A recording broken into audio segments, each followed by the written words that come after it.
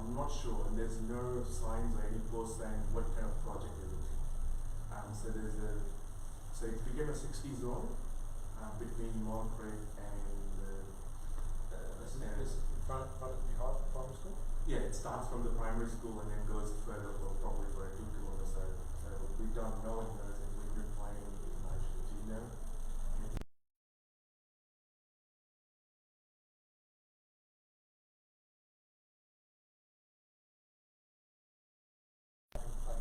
So we can find out. Yeah. So considering it's a brand new road, it'd be very good if they planned well ahead. So they would have probably do those extensions. So we have no clue what's going on. I believe it's an SLA related project.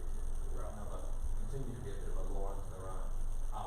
The fundamental principle is that road has been laid, ripped up, new intersections inserted, duplicated. It's just, it would have been so much better if it done like John Horton Drive longer, build it properly with all the intersections, dual carriageway out front. But that's not something we can fix in hindsight. But anyway. Whoops. I've got another question about Canberra Drive. We're in Mars and we go on to the Canberra Drive between Burrowa and Gungahlin Drive. And at the last consultation meeting we went to, we were told that to be informed one way or another as to the progress of the construction, and we've heard nothing at all. And it appears that it's been done in sections between the intersections. Can you tell us why that, or that information hasn't been forthcoming for start? No, I can't. No, I can't. Again, the capital works delivery area is not one that I have direct responsibility or knowledge of. Hope the colleague might be here tonight, but we don't have someone, so I don't have detailed knowledge of what consultation or what communication was promised or what's been delivered. But again, I can take it on notice and Yes, find out. you could tell us who the contact or Yep. whatever. And where you say that communication should be finished in a year's time, the section between Burrow and Gungahlin Drive, when's that likely to be started?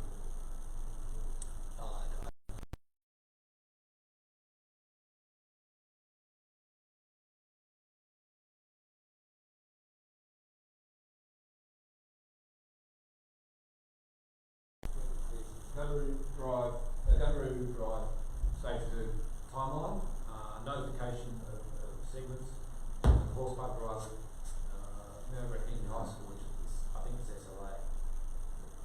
Jeremy Smith, who we were hoping would make it here tonight, has offered to come and speak to you so you can throw all your questions about the capital works projects at him. We also have got for our next meeting, which will be in August, not July, also got the SLA. Might be a great time to have Jeremy. To have both. Sorry, so what is this number?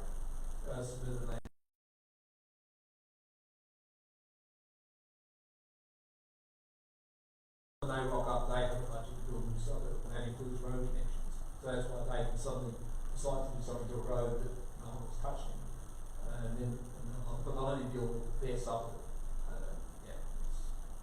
ends up looking a little bit decent. I'm sure it's not meant to be that way, but that's all right. Couple more. So this is just going to throw to the future. So I've been to a number of meetings and presentations of individual agencies within the ACT government, and what stands out, and it's apparent, and I know you can't answer it today, but it's to do with the overall project management and how contracts are established for some of the major works. And it was apparent in the delivery of Gungahlin Drive duplication stage 1, it's apparent in Horse Park Drive. And it even may go right up to the Minister, where she is not apologetic about how you distribute work amongst the contractors, spread the work out, which takes a long time, but it does help.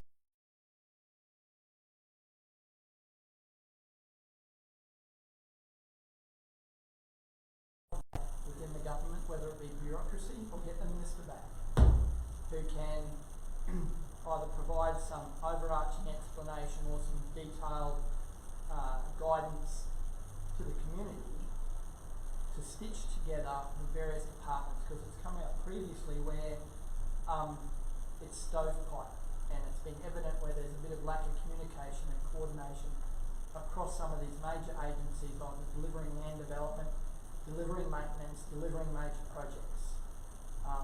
You know, I know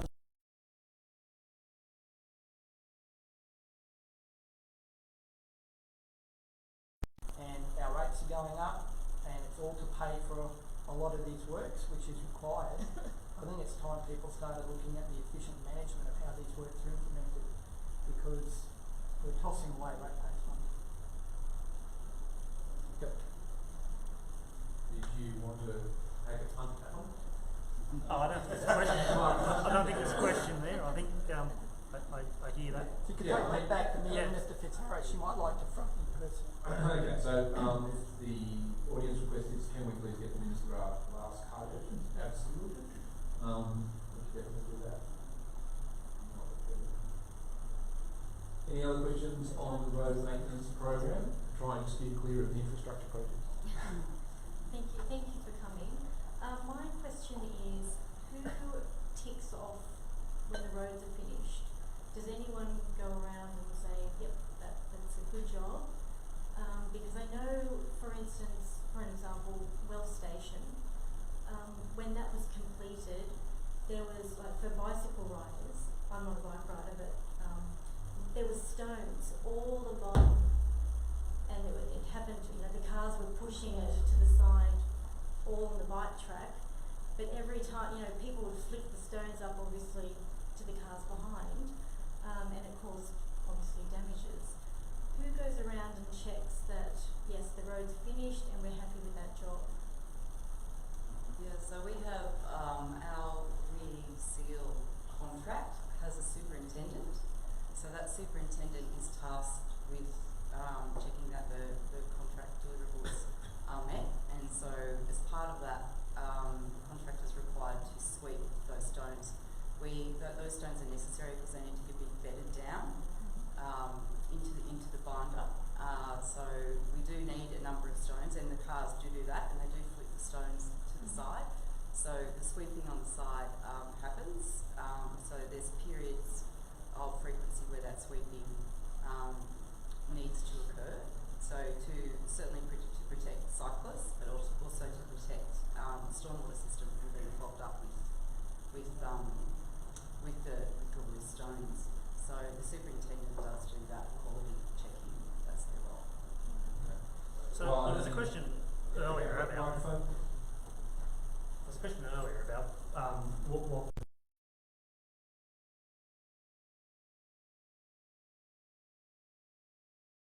of road resurfacing, and around Spray Seal in particular, we're working quite closely with the contractor and with the superintendent. Superintendent, incidentally, is a consultant, engineering consultancy that's contracted in to supervise the delivery contract. We're working with both those parties to try and explain the process, because we're pretty confident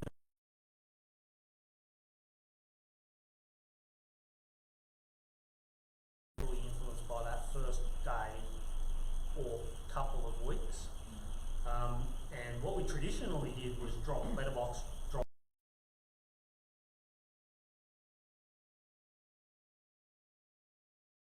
interested, so they don't really pay much attention to the letterbox drop. So what we've been working with the contractor to try and do is drip feed out that information about what to expect from the process as it happens, rather than all up front. Because it is a process. The spray seal is a process. It's like conventional concrete. When you concrete your driveway, it takes some time for the concrete to develop its full strength. So it's about a month later before that concrete is as strong as it's intended to be, and you have to treat it differently in the meantime. Spray seal process, unlike asphalt, is a bit the same. When we do asphalt, so what we were talking about earlier, when we do those roundabouts in asphalt, it just has to cool down. So half an hour after the crew leaves, that surface is as good and as strong as it's ever going to be. But spray seal is not the same. Spray seal is a process over a number of weeks. So what you get on day one is not the finished product. What you get on day one is a lot.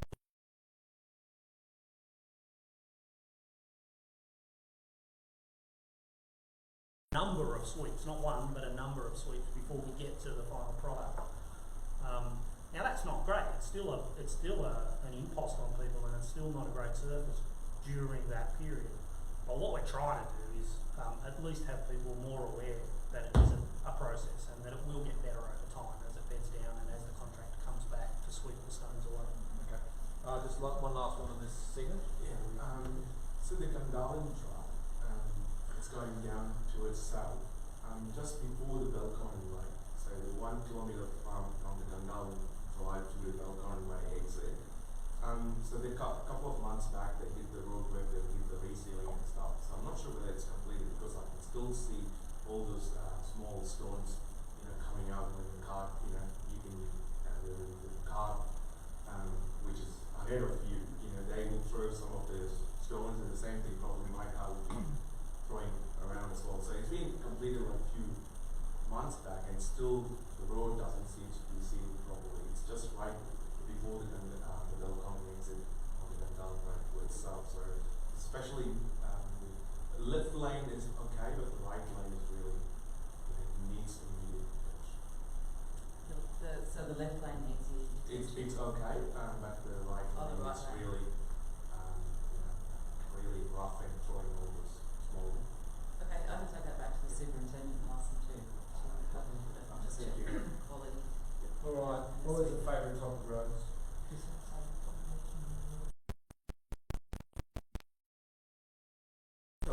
If people put in requests to fix my street, it lands in your place. So everyone here is a Fix My Street fan, I'm assuming. Any possibility. So for those online, that's one of the more useful ways of reporting problems. Thank you, the ACT government. Alright, thank you, Jenny and Ken, for coming out and taking the brunt of Gungahlin Road run. Thanks, mate.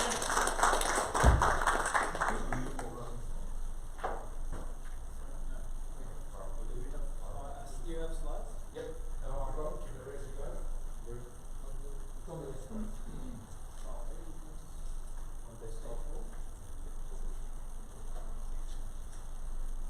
Just while I've got the microphone and I'm filling time, as you may have heard incidentally, there will be no July meeting. The State of Origin is on second Wednesday of July, and our experience is if we do that, not many people show up. So we'll be holding over the July meeting to August. We already have Suburban Land Agency are going to be speaking on a range of development projects around the suburbs. Hope to perhaps get someone from Capital Football to talk about the Home of Football project. And we have another speaker who's just popped out of my head in relation to some of the new developments. But for our last speaker tonight, it's my pleasure to welcome back Phil Knapstadt from the Vinter Group.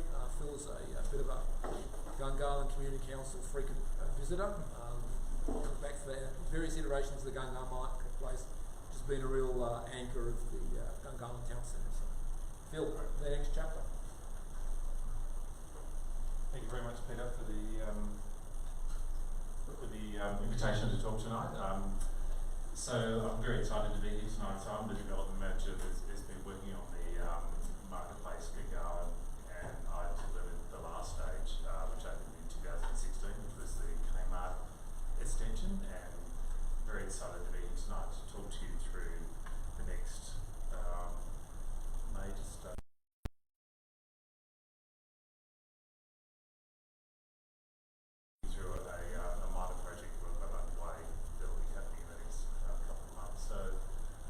The stage 4 major project, we're looking at launching a DA in July on that project, and the laneway project, for the laneway project, we've got DA approval and construction on that project will happen late this year.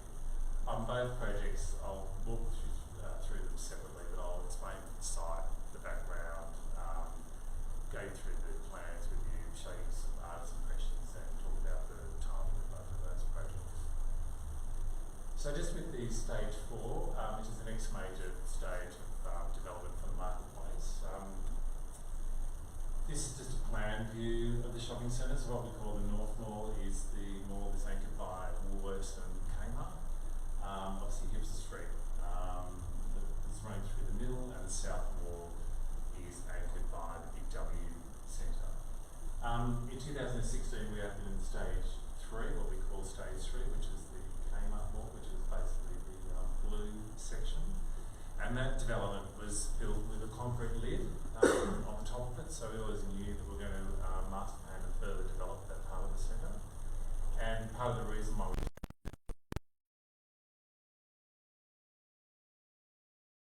very strong market growth.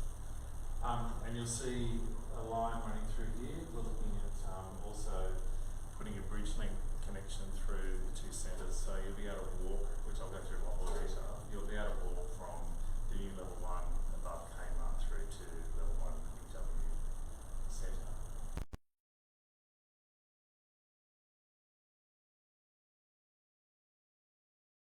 There's been a lot of growth in terms of population growth, and that population growth is forecasted to still increase up to 2021. So the primary trade area, which is principally just the Gungahlin area, is forecasted to grow at 91,000 people by 2021, and up to 127,000 people by 2036. So there's quite strong growth, and we need to make sure that the centre's future-proof to cater for that growth. And we've also got strong interest from a new major, which is Audi, which will be coming into the centre. So obviously you all know that Audi is sitting in Gungahlin Square at the moment. They're sitting in approximately 1,300 square metres, so it's an older, small store.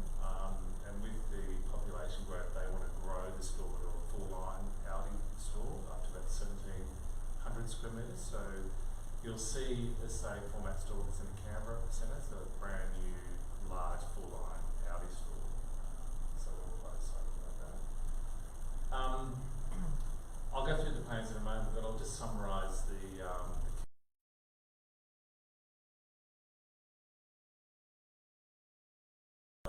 Kmart Mall. In that level you'll see Aldi, 3 mini majors, and see 19 specialty stores. Our leasing hasn't even started on those because they're only pre-DA stage, so I can't even tell you what the stores are doing in there. We've got a large common area, so we're looking at putting quite a large children's play area, and we've got quite a small children's play area in the South Mall near the Big W, which is always busy, so we're putting a 200-metre large children's play area. On that level there'll be new male, female, disabled minutes, and also parents' rooms, so the centre will have essentially 5 sets of amenities. Connecting that level will be escalators, travellators and passenger lifts, and also the pedestrian link that will go through to the Big W Centre. On the south side, which is the Big W Mall, what we'll do is relocate, there's currently escalators on the eastern side of the centre, we'll relocate those to the central part of the mall so there'll be better connections through to both levels, and we'll realign the car park entry from the rooftop car parks to make sure that they line up perfectly with the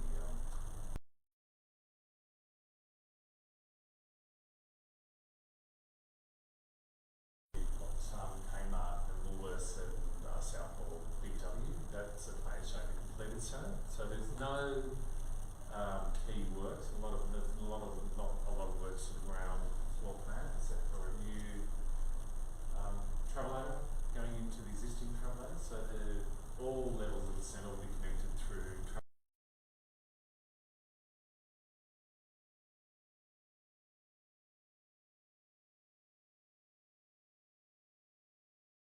which will make more sense when we get to the next plan. That next plan is showing the completed centre plan for level 1, which I'll go through. That's the new part of the centre there, which I'll go through a lot more detail on the next slide. It's just showing the pedestrian overpass, which will connect through to the Big W Centre with connections up to the escalators and connections through the rooftop car park. So currently the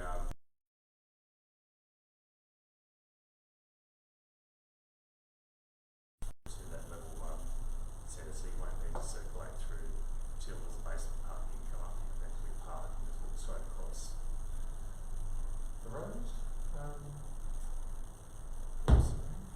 that's just a plan of the new centre. So I'll just go through more details. So hourly, we're going into this space here, 2 mini majors, another major sitting through here. The mall's going to be 22 metres wide, so it's more than double the mall downstairs, with quite a large children's play area, event space in the middle. Some escalator connections coming up from the front of Kmart, travelator connections coming up, connecting all the other travelators, passenger lift connections, and all the amenities are sitting in that part of the centre.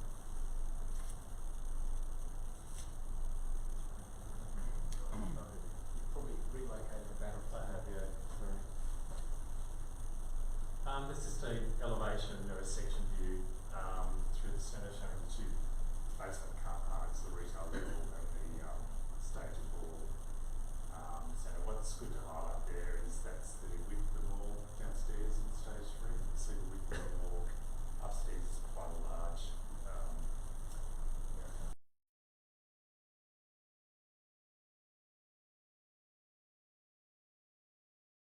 In terms of how the centre is going to be extended, so essentially it's just putting another level on the centre, so it's well within the height controls that we've just noted for the town centre. We're actually well under the height controls.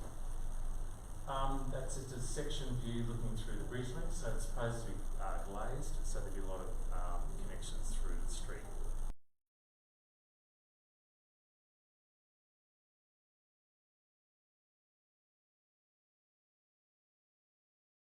Preliminary artist impression. So that's an artist impression, obviously looking at the bridge link connection.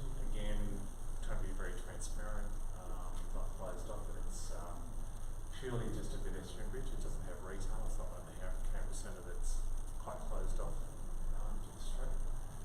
That's an impression of the new mall up above Kmart. So that's standing in front of the new escalators looking back through the mall. So you can see there that it's a very wide mall, lots of natural light. So the louvers there, a glass roof, lots of natural light coming in, lots of greenery, landscaping. And you can see there, this is a perspective looking to the travelator connection. Again, you can see lots of natural light, large seating pods for people to sit and that's just a perspective looking towards the kiddies play area. So quite a large children's play area that's designed to be interactive with cafes or seating around that kiddies play area, which is quite needed, I think, in Gungahlin. And this hasn't really been done in Canberra before. I've had such a large children's play area within a shopping centre. So the timing, as I said, we're looking to lodge the DA next month, and hopefully we'll get the DA prior to Christmas. Construction timing.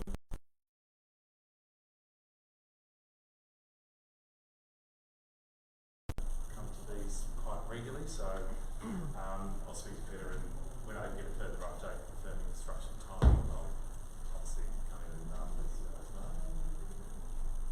With the laneway development, so this is a smaller project that we do have a DA approval for, and how many of you shop in the centre, but we've got a redundant loading drop-off in Gungahlin Place, which is just next to the bus interchange. But a lot of people are walking through that loading dock to access the shopping centre. And because of the, particularly because of the light rail and the bus interchange, there's a lot more people using that entrance. So what we're doing is creating a proper entrance into the centre with auto doors, widening the entry, and introducing a new restaurant, like a large restaurant, into that space. We've got a lot of smaller casual dining within the town centre, but not a true restaurant offer in the town centre.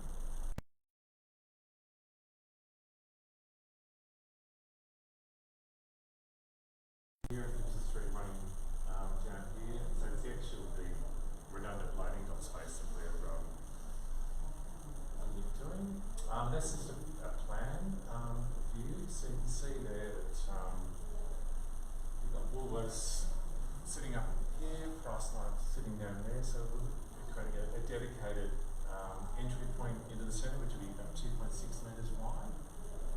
We've got to reconfigure the female toilet, but all the other amenities remain the same. New restaurant tenancy, new kiosk tenancy, and it's actually going to be an open walkway. So the whole idea was to create something a little bit different, like a laneway type environment, rather than just enclosing the shopping centre and making it a traditional mall, because it is a loading dock. So we're trying to make something a bit more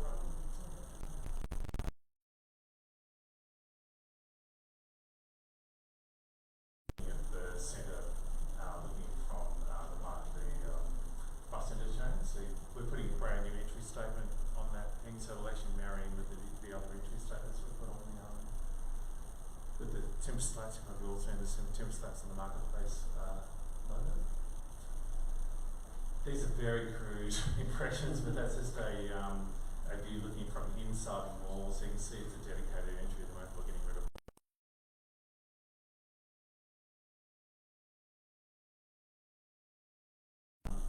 that's just this perspective of looking at that laneway concept of festive lighting, looking at graffitiing up the walls, small pavers, landscaping, and you get the idea of the restaurant tenancy sitting on to the side. So it's going to be quite unique to Gungahlin.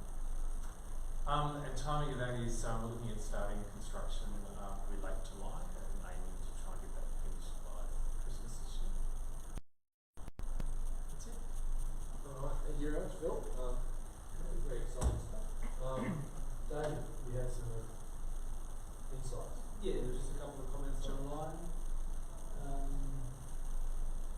Please tell me that after the changes that Atlas will still be there.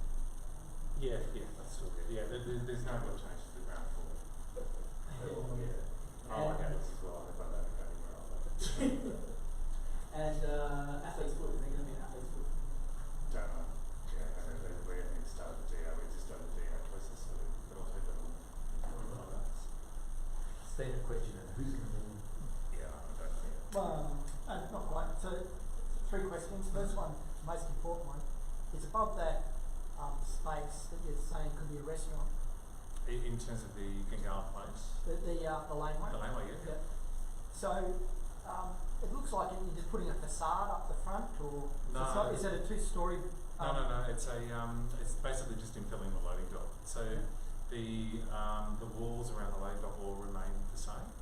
It's just infilling the space that's actually where all the trolleys are at the moment. Yeah, so it's going to be one story or two One stories? story. One story. One story. So above it's going to be void. It'll be a roof.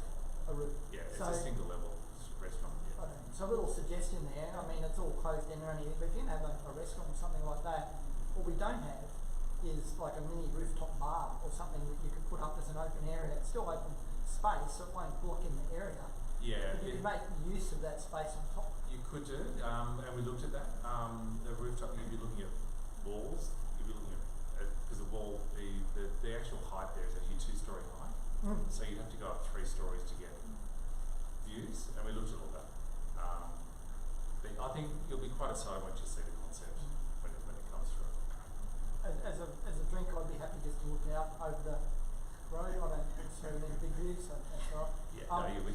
I think you'll be right away. You'll be able to get to see it when you see the concept. The other thing was, probably comes up all the time, so you're going to increase shopping space, increase the amount of people coming visiting the Canberra Centre. As part of your proposal, Hopefully Marketplace. sorry, making it look like the Canberra Centre.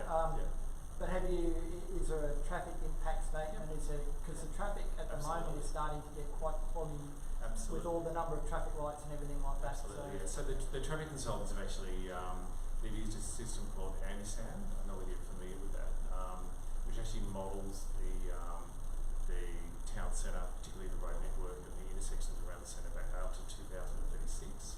So they actually forecast all the population increase plus their development, and they actually already modelled all the intersections out to 2026. And what we're finding is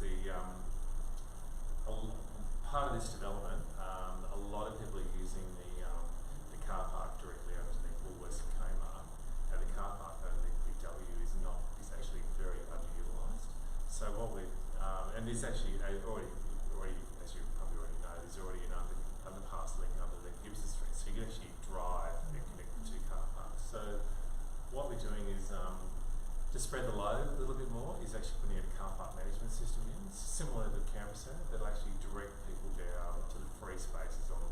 side of the road so you can park. Because I think a lot of people are circling in P1 at the moment. All that traffic needs to be done, that's all been signed up by Transport Canberra City Services. I don't know what the status is of the cinema, but can someone put in another DA or do something and actually get a cinema? We have to remove the bar with the cinema. The cinema, I don't know what's happening with the cinema, but they've got a covenant within the Crown Lease, they've got to put a cinema operator in. But within my lifetime, it would be really good. If you're going to be alive in 5 years, yes. So I got a call last week, the court reporter from the ABC happened to be in court when the plaintiffs in that court case came in to the judge and said, we're settled. And then now, it's not quite that simple, but the short answer is it's going to get resolved. Now the only question then becomes the DA that has been lodged, whether that has to be refreshed because it's too long.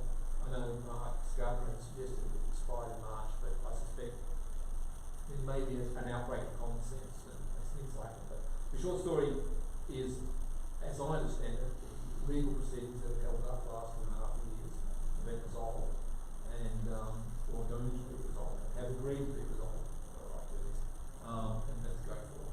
So that's breaking news. We're have been actively tracking it and stalking people. But when it's in the hands of the court, you can't blame politicians. There was one here. No. Okay. Just with the laneway, I'm just thinking about the footpath on Gungahlin Place. Because at the moment that's a driveway entry and the bus start terminal is actually split. Are there going to be works done to sort of pretty that up? Yeah. So the actual the treatment we're putting in the laneway, which is like cobblestone, like flat cobblestone you can walk on, will actually extend out into the public domain space. So all that will be redone. Yeah, it won't be left as they did it quite cheap. Two things. The first one is you had modelling out 2036 for the population of Gungahlin, 127,000. That's about 30,000 more people than the ACT government predicted will be in Gungahlin. So their modelling is wrong. That there will actually be 127,000 people. I didn't personally come up with that. No, that's why I wonder where it came from. It came from our demographers, Jim Holland and Marcy. So they projected. And look, I have to jump on this. Are you happy with the way traffic flows into your building in the underground parking? No, and what's the get well plan? there is no get well plan. The main issue with that is the traffic lights that are put on the intersection of Gossard and Ernest Kavanagh Street. And we had a lot of discussions with the government at the time, and a lot of decisions have been made by Acton buses, like the bus service, so they actually want that intersection on there. We actually recognise that it's a problem, and that's part of the reason why we're putting that car park management system in to actually get more people across the other side of the road to use that. Okay. I mean, it just doesn't work. It's my deep analysis, regardless of how much volume it's And we have, and there is. So I'd be happy to go to bat with whoever needs to be supported to get something done there. And they have been working with us on phasing traffic lights to try and improve the situation. We don't have to do Thanks for coming tonight. So with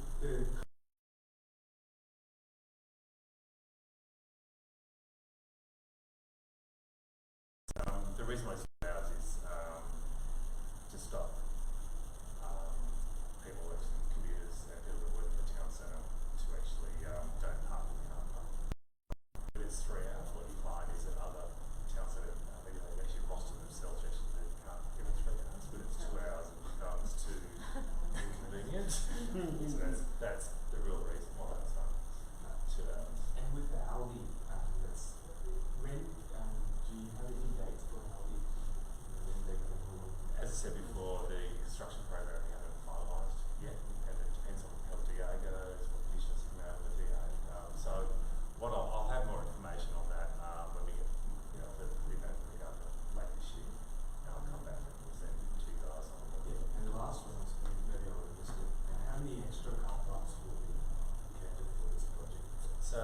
moment with like excess, the South Mall is actually built with excess car parking spaces, so that car park, that centre's got about 95 excess car parking spaces than what we should have under code. And part of the process that we went through with Transport Canberra and City Services is that we actually did surveys on the peak times of when the car parks were used, and we actually found, well, the survey company found we had 300 excess car parks.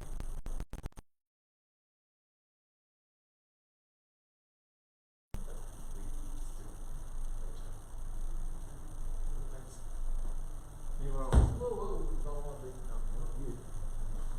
Sorry, just super quickly. It's good to see upstairs that children's playground area does some public seating. I don't think there's much at all in the south or the north mall at all. Because we don't. It's quite a hassle. Correct. We actually don't have a lot of big public spaces in the shopping centre, and and this is a big opportunity to create a big public internal space. Just husbands when you've got to wait, or grandfathers. There's nowhere to go. Exactly. Thank you. Exactly.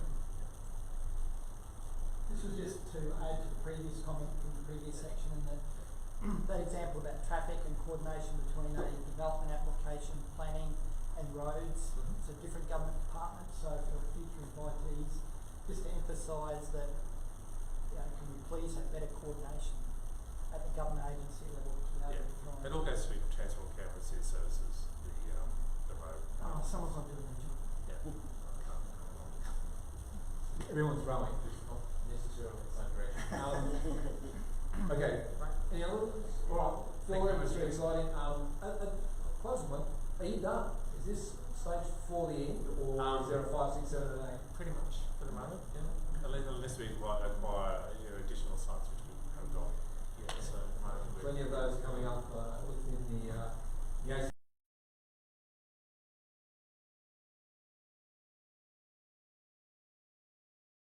And you've known of the big blocks in East Gungahlin are coming online in the next 2 years.